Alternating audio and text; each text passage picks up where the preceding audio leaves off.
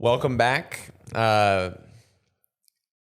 This podcast was called Ben Unfiltered, and we decided to change it. First of all, what do you think about the glasses? Is that good? Does that make me more distinguished? It's nice because I can see. That's like one bonus for the glasses, but my question is like, will I be able to start a career in stand-up comedy in the TikTok era as a Jew who's slowly losing his hair wearing glasses? Is that going to work? Actually, better question. Will I be able to start a career in the TikTok era as a Jew? That's what I should have asked. Because I'll get to that later, but we're taking a little bit of heat right now, and I'm pretty sure that moving forward, I'm going to self-identify as a Mormon. Is that a better idea? Even better question. Are there any Mormon TikTok accounts where like some guy's dancing with his wife and then he's like, you want to meet my other wives? And then they're all dancing and then all the kids are dancing. And then they're all like pretty unhappy because it's not a great group of people. The dancing, it's like nonstop dancing, and then each of them has to take a break from the dances to go bear children for the religion. Sorry to all my Mormon fans out there. I shouldn't have said any of that. That wasn't necessary. I want to hold on to if you've watched any of these episodes before, my goal is to have the broadest fan base. Obviously not. It's obviously not. We're changing the name. We're going to change it from Ben Unfiltered, which is not a bad name. It's a pretty generic name. We're going to change it to Ben the Menace. And honestly, my producer is fantastic at what he does. He pretty much gave it the name Ben Unfiltered, but he's also so incredibly overworked that I'm not even sure if he remembers coming up with that name. You might have come up with that name in a fever dream. Yeah, I don't even remember when it came up. It was just always been Unfiltered. Yeah, exactly. That's how little this guy sleeps. Yeah. He goes, it was completely his idea. Like his brain did come up with it, but he is in such like REM rebound, like low level. He's like, he set up this whole shoot, and we talked through the episode and stuff, and we had a little like meeting before this. I'm pretty sure he was effectively sleeping the whole time. Like if he was in a sleep study during the pre-show, actual show, after show, drive home, it's registering as sleep the whole time. And I've been there. If you're really deprived of sleep, your whole life is asleep. You're just asleep the whole time. I used to work I do it a little, not as much as I used to. I used to work as a personal trainer exclusively, and I would get up at 5 a.m. to train people. People paid me good American money, like $100 an hour sometimes, to fall asleep while standing up watching them exercise. That was my whole job. To sleepwalk through a session. I'm not doing anything revolutionary. I'm not affecting their lives at all. And for some reason, they're paying me. And, big surprise, very few people still pay me to do that because I was asleep the whole time. We're going to change the name to Ben the Menace,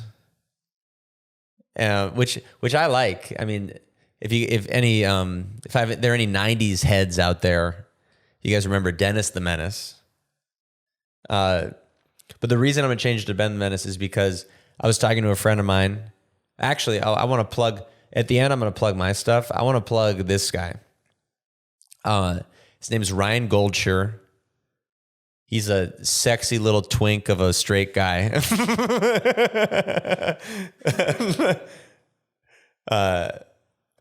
he just put out a special on YouTube that's doing really well. I think he did it with a management company, and I'd be remiss to say that I'm not extremely jealous of that. I mean, the guy, it's like, he's a funny dude. He's really talented. He won the version of, they did one season. I think Dana Carvey might have hosted it, or Steve Carell hosted it. A season of Last Comic Standing with only impressionists, and he won. He won the show. I watched an episode or two of those shows, of that show, before I started stand up, and I didn't even know who this guy was. But he was my friend, who's younger than me, also equally depressing.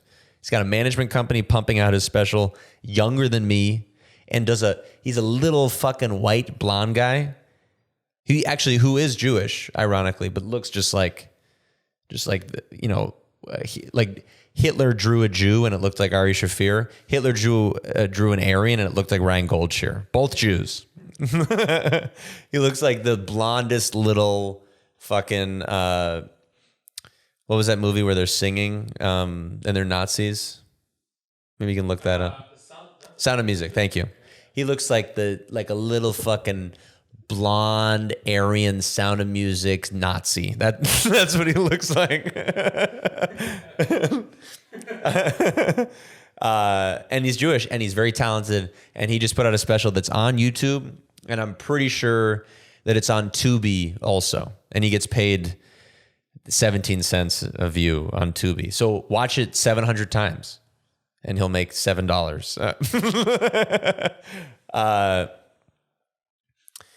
But I want to plug that. And I was talking to him, and he was like, "Oh, I watched some of your podcasts. What's it called? Ben the Menace?"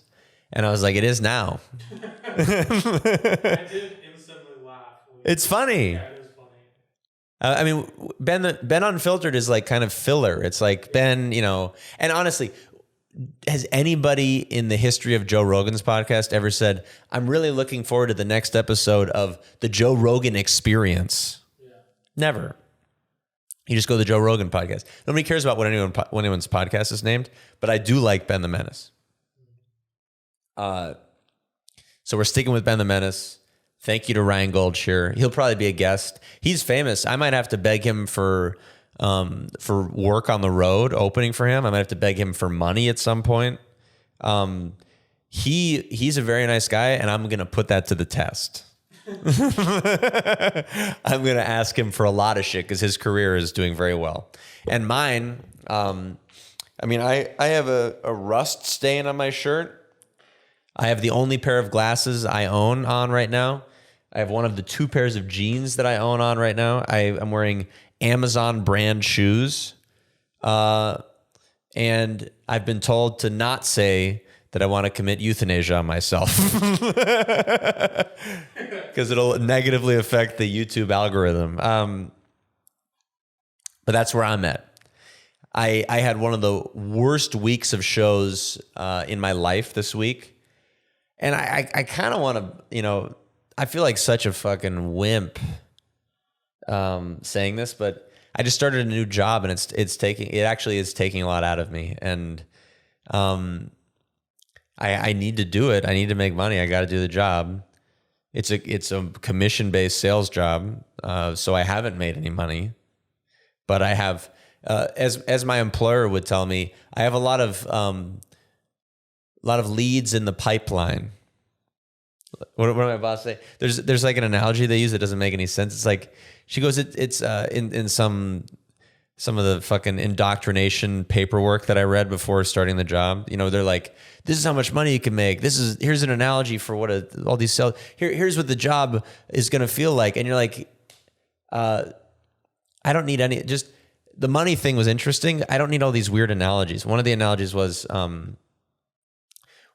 as you establish leads and you reach out to people and you continue to communicate with them and eventually make the sale, it's like shoving socks down a pipe.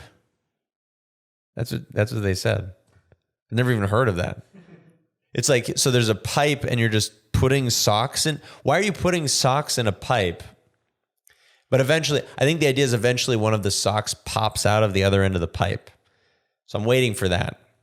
And if that doesn't happen, Ryan Goldshare, you filthy Jew. No. I'm going to ask for some money for sure. The job is interesting. It's a sales job.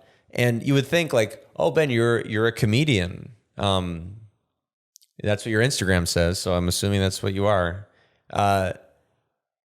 You do stand-up comedy a lot. You perform in front of people. You're a comfortable public speaker relative to the average person in America who is terrified of public speaking, who would rather swim next to a shark than give a very small speech at someone's wedding.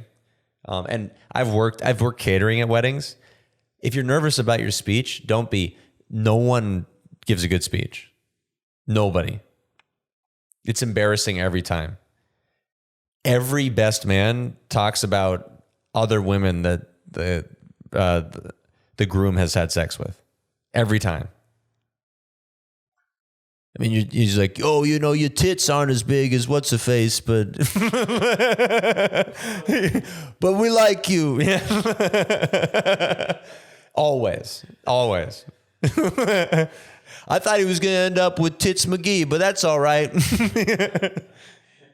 We like you too. I used to cater weddings in Chicago. That's what it was like. Some guy with a Chicago flag tattooed on his neck's like, yeah, your tits aren't as good, but I like you. The speeches are always bad. The dad is always on the verge of tears and also as ineloquent as humanly possible at the same time. Stumbling over his words and crying like a toddler. So the job, you would think, Ben, you're an orator. You're like Seneca of Greece, right? You know how to give a speech. You should be able to know how to make a sale. It's not like it's not rocket science making, calling someone and trying to get a sale done. It's exhausting though. I almost feel like I'm just like pressing on the area of my brain that makes me speak and just exhausting it all day long because all I'm doing is talking. And it's like it's not fun talking. It's not comedy talking. I'm not saying something shocking and surprising. I'm saying the most boring thing I could possibly say. Hey, how are you today? The key to, and I this is coming from a guy who has made zero sales at his new sales job, but the key to a successful sale, this is great. This is actually good social media content, right? 4 keys to successful sales, and coming from a guy who's made zero sales. Guys, don't forget to smash the like button down below while I tell you about sales. There are a couple good channels actually for sales. I follow a guy who does a whole sales channel. He's amazing. He's this guy in Dallas who's just like, he's great. He's like, I do my calls in sets of 10. I do 10 calls in a row. And I always, and I was about to tell you, he told me this, always start the call with asking them how they are, which sounds kind of stupid because you don't know them. But it's actually brilliant because you're asking a stranger how they are, and if the stranger says I'm good, how are you? They're saying I consider you a fellow human being. Because if you go, hey, I'm Ben, I'm calling from Zoe Agency, hang up. They just hang up immediately when you do that. They will give up on you right away. Hey, I'm Ben, I'm a digital marketer. I'm calling from Zoe. People think you're a robot. They don't trust you. You're no longer. I get calls like this all the time. Hey, I'd love to speak to. I not only do I not continue the call, not only do I hang up, I have no empathy. I don't have an empathetic bone in my body for that person on the other end. If they just fucking collapsed right then and it was over for them, I'd be like, good. And I think everybody feels that way. I don't think I'm alone there. You get a call from someone you think is a solicitor, and you go, that person on the other line is a scumbag. I fucking hate that person. And they're just, a Filipino lady trying to get some money in the bank, some lady who works for PayPal in the Philippines is just trying to get like 2 cents together. She's tired of catching octopus in the ocean and wants to put some money in the bank for her family. And you're just like, not only do I not like this Filipino lady, I hope she dies now. Not exactly, but you kind of don't respect them. And that kind of is an understatement. They're not human beings. Okay, this is going to be a bit of a stretch, but I've already dug myself some holes in this episode. Maybe we won't even release this one. Maybe we'll put it on Patreon, and my 3 true fans will pay me $5 for it. That would be more money than I made on the last episode if I made $15 on this.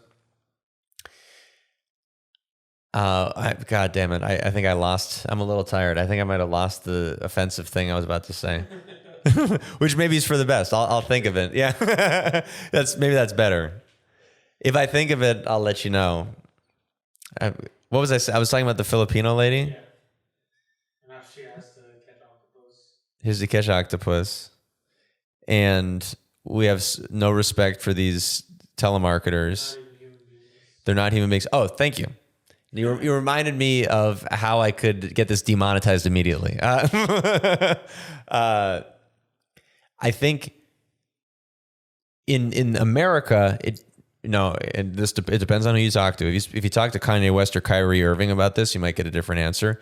But you're talking to Ben Herwitz, so you're going to get my answer. In America, it doesn't seem like we have slaves right now. Yeah. Doesn't seem like we have slaves at the moment. There might be, I don't know exactly what's going on.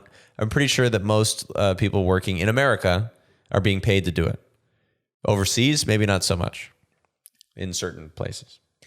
That's all I'm going to say about that. Apple. And probably Amazon and probably everybody. But in America, the closest thing to a slave is a telemarketer.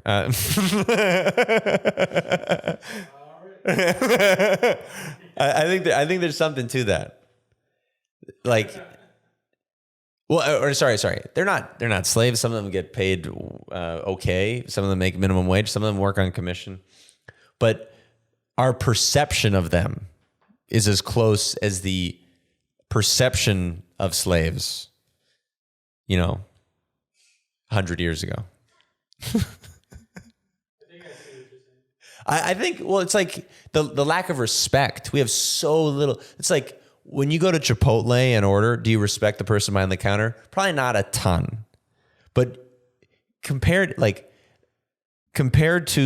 the telemarketer who calls you to say, who uses the wrong name or uses your mom's name and says, hey, I get calls like this actually a lot. They go, hey, I'd really like to speak to Barbara Hurwitz right now. And I go, well, this is Ben Herwitz.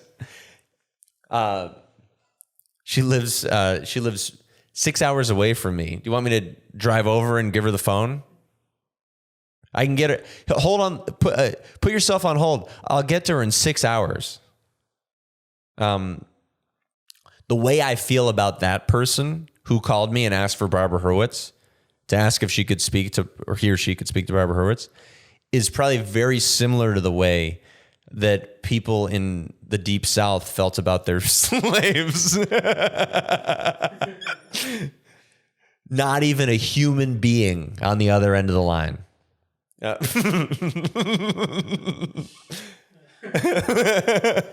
And that's my job now. My job is to break through the slave threshold of the phone call. Maybe I should stop using the word slave so much. My job is to get the other person. Literally, the job of a phone salesperson is to get the person on the other line to think of you as a human being. That actually is the job, and that's not easy. Breaking through the threshold where they actually have a tiny bit of empathy for the other person who's on the phone, that is the entire job. And I think And again, I'm telling you, I'm giving you blanket statements about a job that I've been doing for 1 month, but I think I'm right about this. If you can break through that threshold, get them to see you as Ben, the guy from an agency who called, and not, hey, I'm Ben. Is it possible I could speak to? That's a slave. That guy's a subhuman. But if they see you as an actual guy with a face and working kidneys, you're in. That's everything. Oh, this guy has a heartbeat and like maybe has fallen in love before. Yes. You don't think about people like that. Somebody calls you, a telemarketer calls you. You're not like, I wonder if his feet are sore. You've never had that thought, and they're not sore because he just fucking sits in a cubicle all day. It's all about getting empathy. How are you? And they say, I'm feeling this way. How are you? Then you're in, because they've at least addressed you like a human being. And by then you're in, I mean, then you set up a meeting later that they blow off. That's usually what happens. I watched a video of I'm just trying to get pumped up to do sales calls because it's pretty brutal. Trying to break like 50 sales calls a day, getting into like close to 100 calls a day. It's pretty. You're not going to be feeling good by the end of it. I mean, I didn't even know what a migraine headache was, and I think I'm turning into a 50-year-old woman now. But to get pumped up about the calls, I watched Jordan Belfort. I think that's his name. The guy who Wolf of Wall Street's based on. I watched him in a live sale, like in a boardroom. And this guy just, once they think you're a human being, once you've asked them how they are and they're in, and you're like trying to make the close, when you're trying to close the sale. I mean, they say you should ask open-ended questions that they can say yes to so you can get a foot in the door psychologically. This guy asked so many fucking questions, one after the other. It's like the person on the other end, they're like in shock because they're just saying yes, yes, yes, yes. And then they go, well, would you like to buy it? And they go, yeah. They like Jordan's like, well, he's like, well, what do you think about this? What do you think about that? What do you think about that? What do you think about that? What do I think about that? And then they're like, yeah. Well, what do you think about this? How about we close the sale now? And they go, yeah. I guess that's a strategy too. And I'm playing around with that as like, wouldn't you be interested in growing your business, through digital marketing? Yeah. Wouldn't you want to be the number one search on a Google search? Yeah. Wouldn't you want to be, more popular than the law firm nearby? Yeah. And then I go, can I have some money? And they go, no. But I'm learning. I'm working on it. And this past week, I went nuts with sales calls. And I don't think it's a complete coincidence. I had some of the worst stand-up comedy sets that I've had. Your best set gets better, and your worst set gets better. So it's not like it's as bad as it was when I started or anything like that. But it did not feel good. Stand-up comedy felt foreign. It felt bad.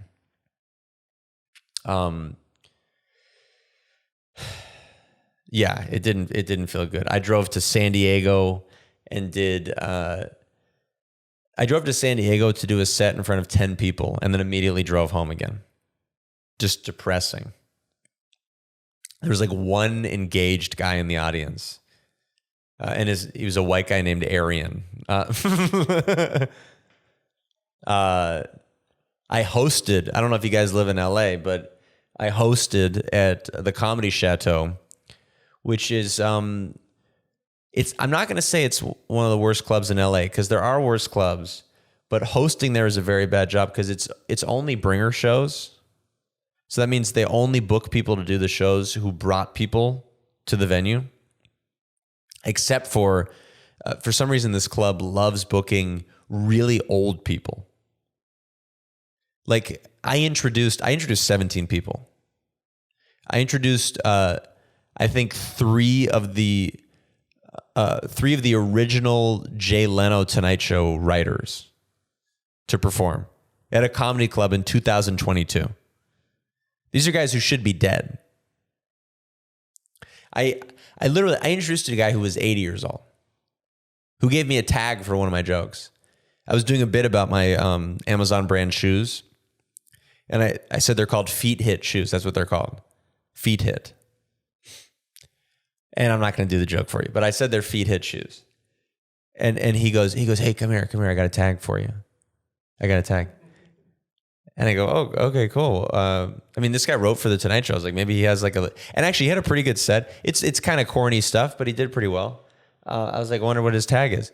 And he goes, how about Defeat Hit? I'm like, you got paid to write for the fucking Tonight Show? Because I'm saying that they're bad. And he goes, how about Defeat? I'm like, that's not even a good pun. Yeah. And puns are bad. That wouldn't make the cut in a joke book. You know, like that wouldn't. Joke books? Yeah. Street joke books. Yeah. That wouldn't make the cut. That wouldn't make. I don't know where that makes the cut. This guy's a professional comedy writer. It also shows you. Times have changed. Comedy's very popular now. Like, a lot of people do stand-up comedy. It's because of TikTok and Instagram and YouTube. It's more accessible than it ever was.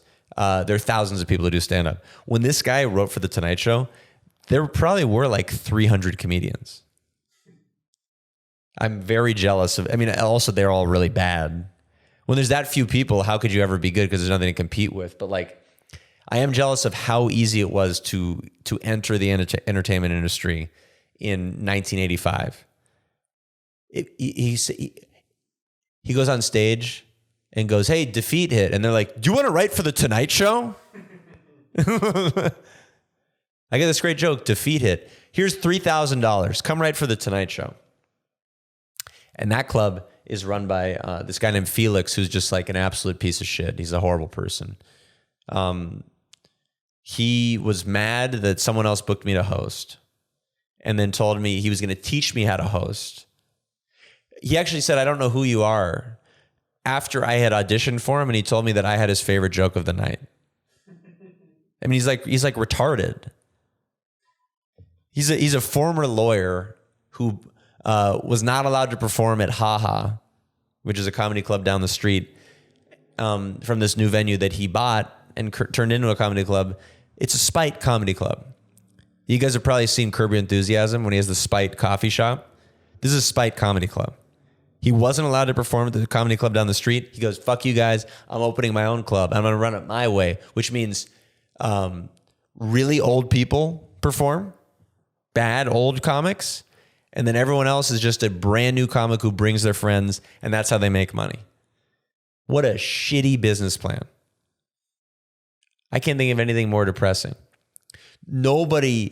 He's running a comedy club. When you think of a comedy club, you think of people who buy tickets to a show to see someone they want to see, right? That's the whole point of a comedy club. I want to see good comedy. I'm going to pay to see it. The whole point of this comedy club is, if you want to picture what this comedy club is like, it's exclusively people who don't want to be there. That's what a bringer show is. It's like you need to bring 5 of your friends. You think your 5 friends really want to see the show? You're forcing them to, they like you, but they don't want to see 16 other people. You're forcing them.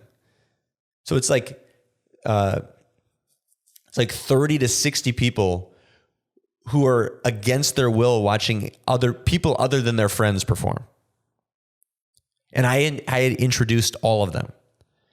And Felix goes on stage and he goes, you got to make them make noise. You got to go crazy. He's dancing. They're playing music. He's like dancing around. He's like, hey, can I hear you? Can you guys make some noise?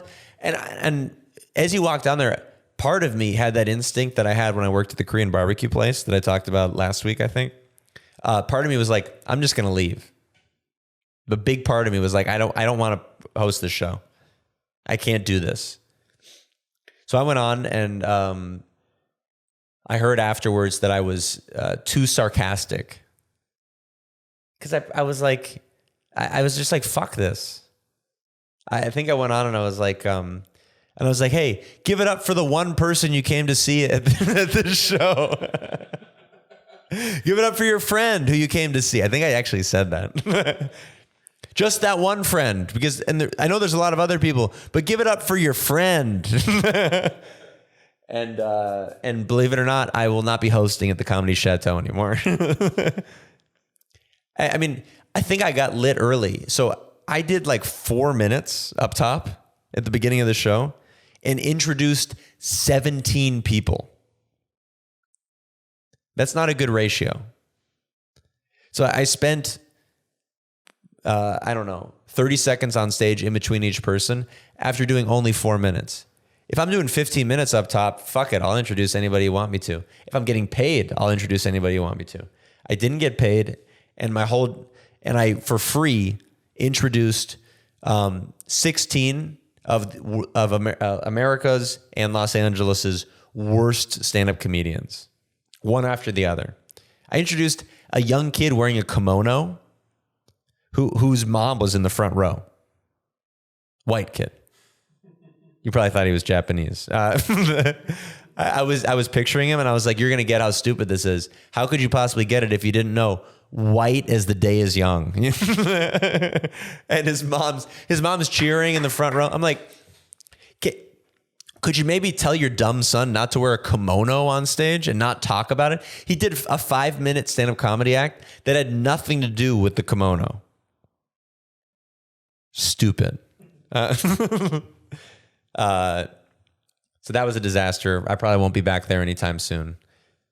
And I will be doing my sales job tomorrow because tomorrow's Monday and I need to make money.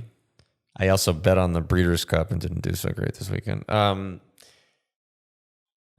So I'll be doing that. And that's why this episode is about money. Actually, I got a question. Yeah. When you're doing stand-up, do you prefer there be like an actual host, or would you rather just have like a previous comic? Oh, you mean like the Comedy Store? Yeah.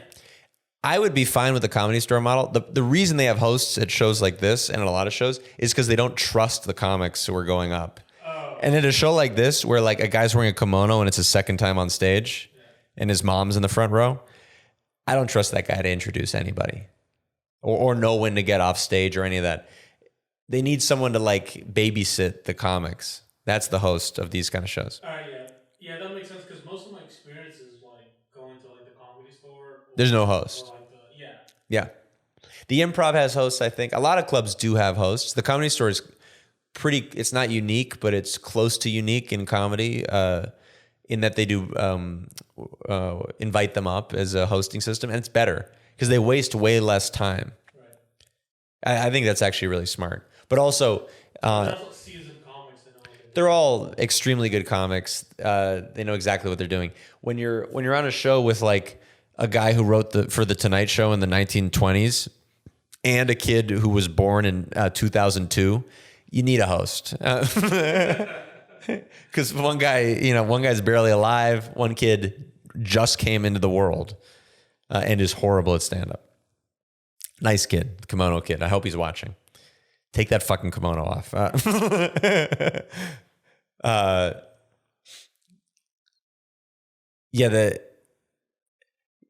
want to discuss money a little bit. I'm talking about these horrible stand-up gigs. I've been doing this for a little bit. You know, I'll be doing it forever. But like, I feel better when I have, as I age, I'm realizing that I do feel better when I have some money in the bank. When you see that you have $4,000 in the bank, which is not a preposterous, crazy amount of money, you feel better. Oh, I can take a breath. I don't need to worry I don't need to hustle to get somebody to pay me to fuck their dog, you know? You don't need to run. You don't need like the anxiety goes down. It just does. You're less anxious. And I think I've picked possibly the worst career path for someone who feels any sort of anxiety when they have no money. stand-up comedy. I mean, there's just no guarantee of anything. I did have a meeting. So there's a little inside baseball, but you might be interested. I had a meeting with the original. Then this is pretty deep in the episode. He might watch this, but he won't watch this deep. That's the reason.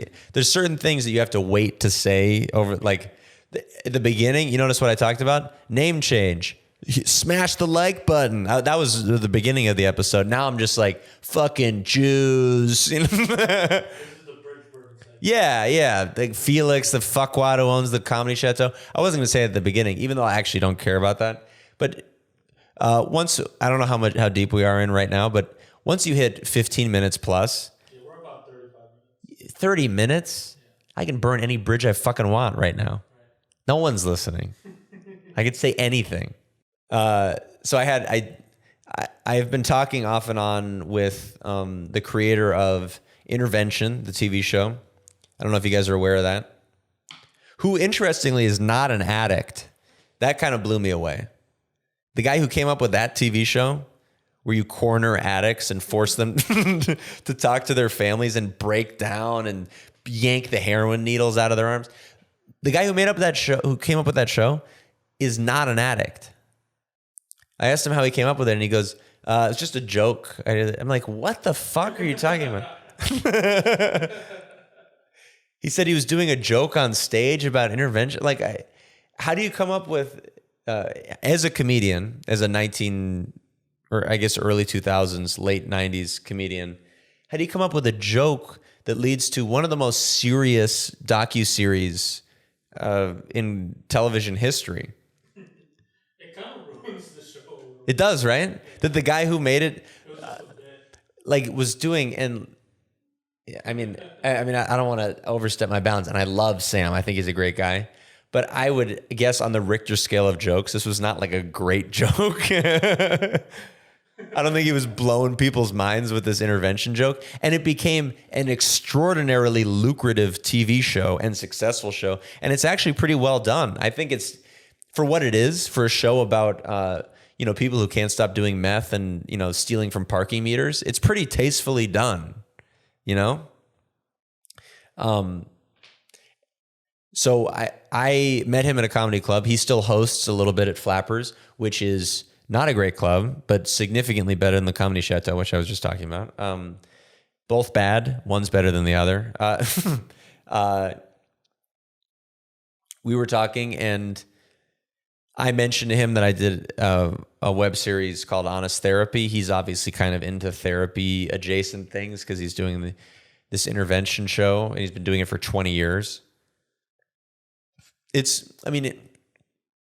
you don't know intervention is like the Law and Order of drug addiction docuseries. It's been on TV for 20 plus years. And it's not going anywhere. It's won like 7 Emmys. Pretty much no one can deny that this is not a successful show. He's the Dick Wolf of docuseries, of intervening. And I read his bio and it on the Flappers website, and it said that he was the creator of Intervention, and I asked him if he wanted to see our web series, and he watched it and was like, I have some ideas. And now we're meeting about maybe turning it into a show that could yield a little bit of income. And I actually, what he said to me in the meeting was, he was like, I want someone to. I hosted the web series. If you haven't seen it, I hosted it. There's clips up on my Instagram.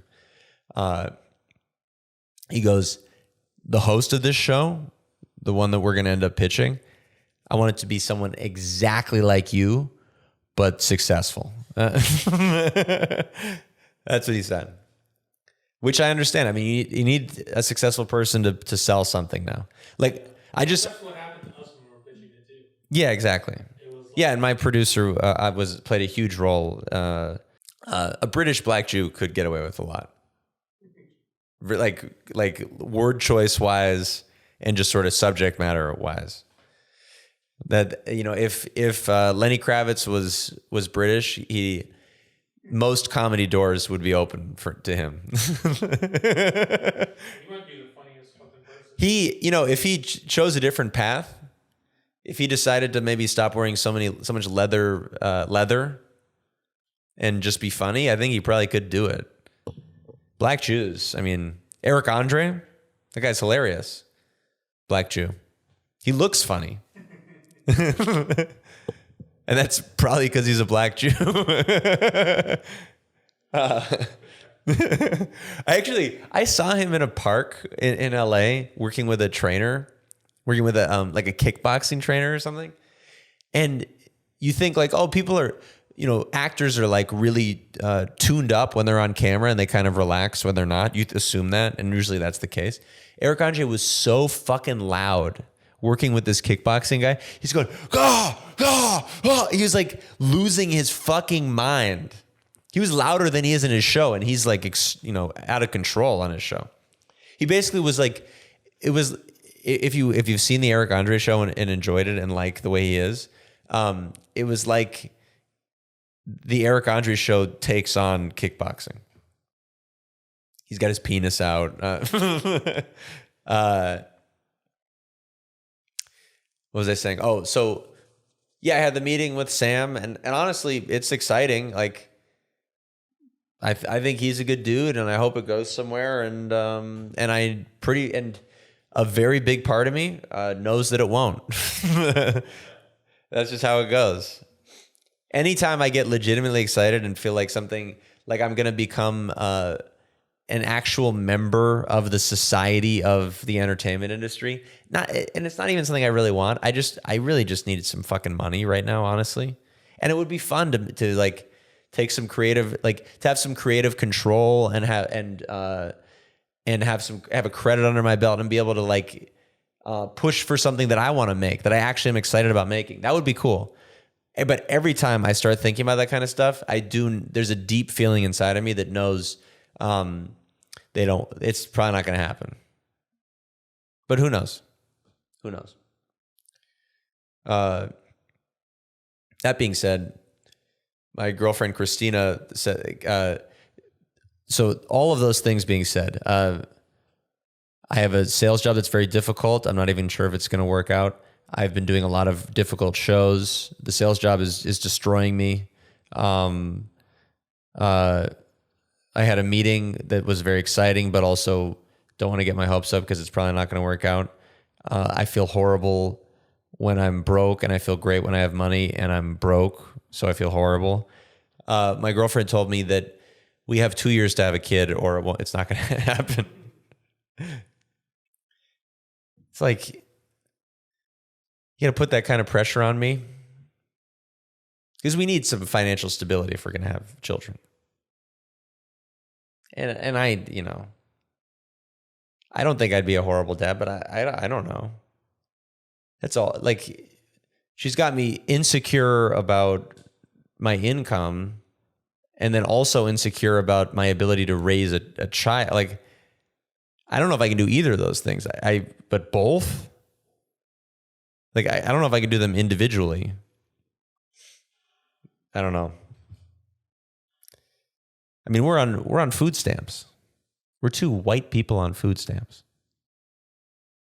I mean, we probably should cut that out of the episode.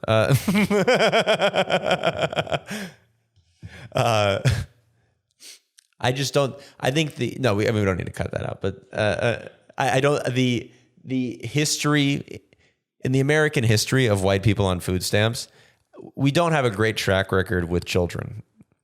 I'll say that. You don't want a monetarily negligent white with many kids. You just don't want that. But we'll figure it out. Either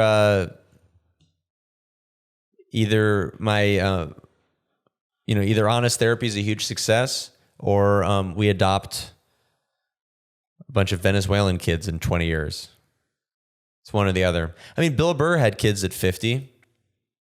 How did he pull that off? I'm not saying that that's my goal either, but why do I have to make this decision at 32? And, to some degree, she's being realistic. It's, there's a turning point. She's 34. There's a turning point at a certain age where it's a little bit difficult. But also, we have different belief systems. We both gamble. She day trades and I just gamble. We have that in common. And that also might explain why we have no money. Last episode, I was in the middle of talking about the Jews, and we had some technical difficulties. Which the difficulty we had is that I filmed this on my phone, and my phone ran out of batteries. That was a lot. People say technical difficulties in a bunch of different places, a bunch of different contexts, and it could mean anything.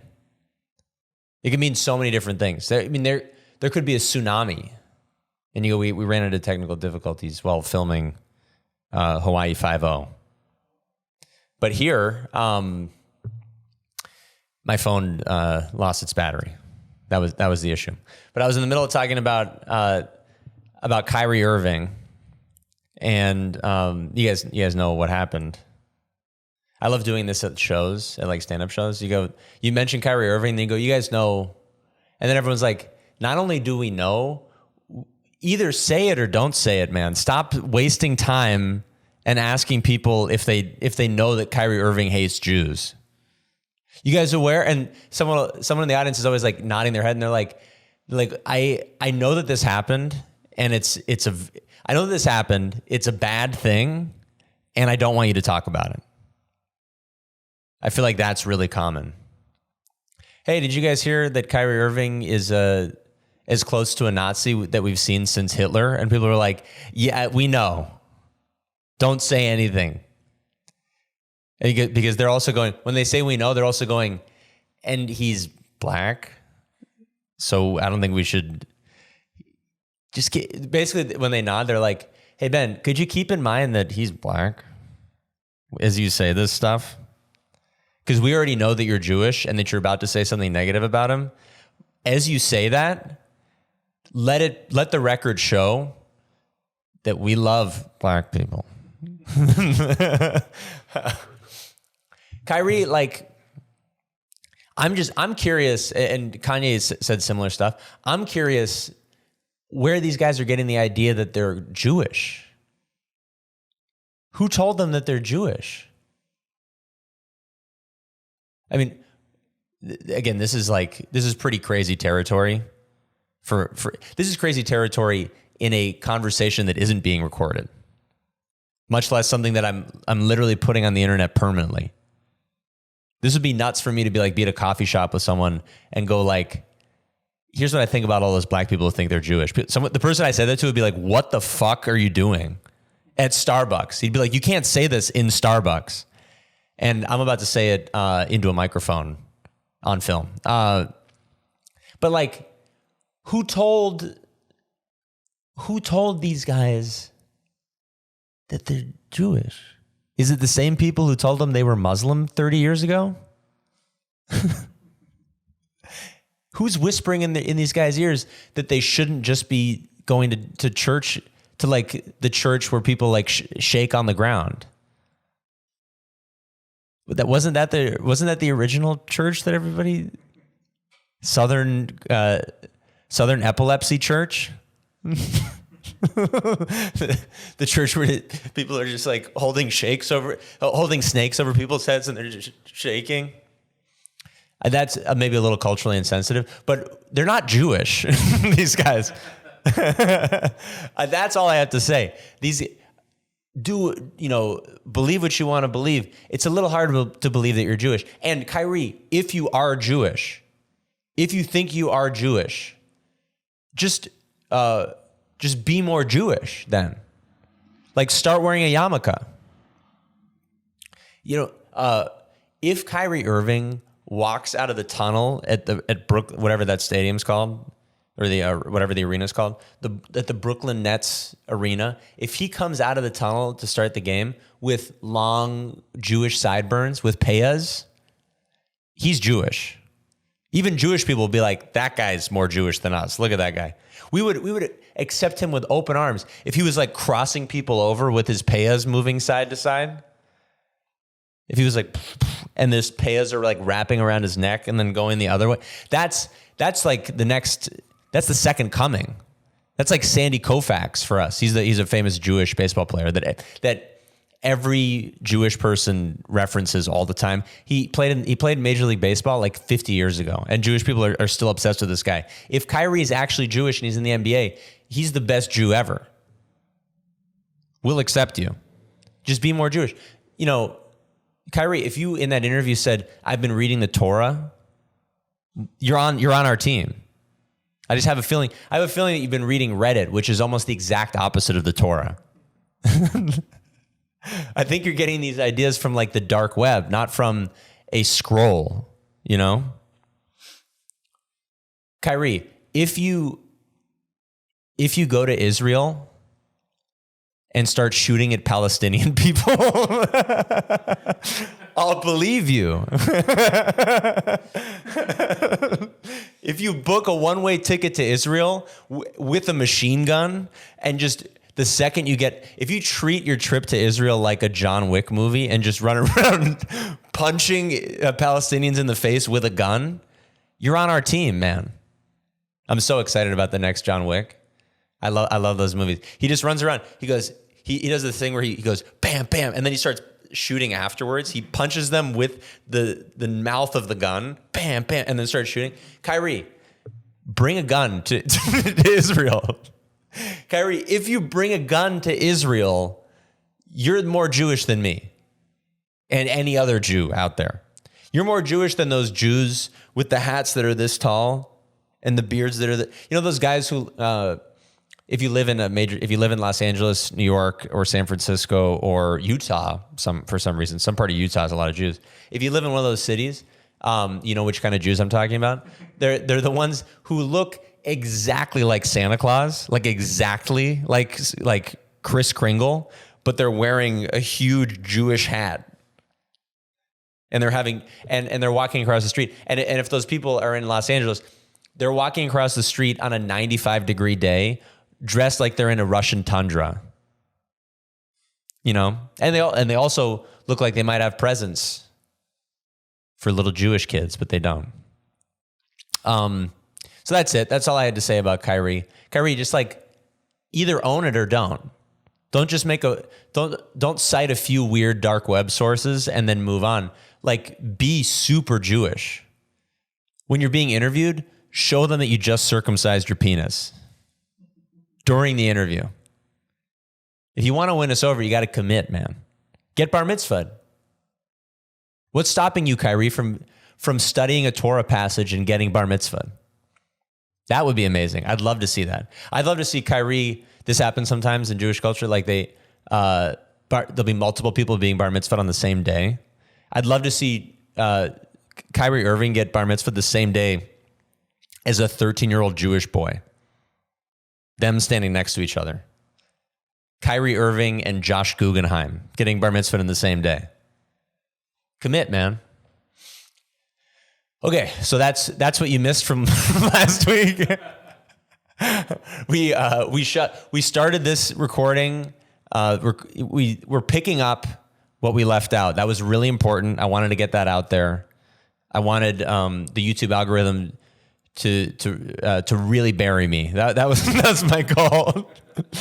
I was like, oh, we forgot to say that Kyrie should go to Israel and shoot Palestinian people. We left that out.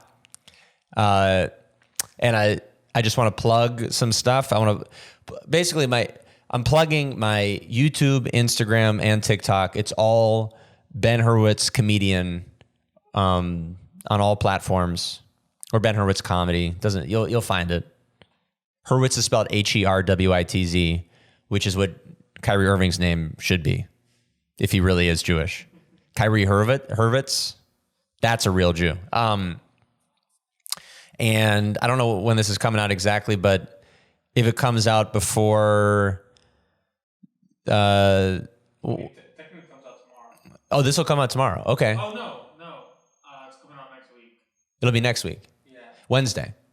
Yeah. Okay, so if you're in Paso Robles, I'll be doing shows for 2 days in Central California on next Wednesday, and then I'll be in San Diego for 2 days, Friday and Saturday. So if you are still watching this, and you want to see me do stand-up comedy that's similar to this, where I suggest that we murder Palestinians, come out to Paso Robles and come out to San Diego, and also Arizona in January, doing some shows. And that is it. Thank you for tuning in to, we're calling it Ben the Menace now, for now. All right.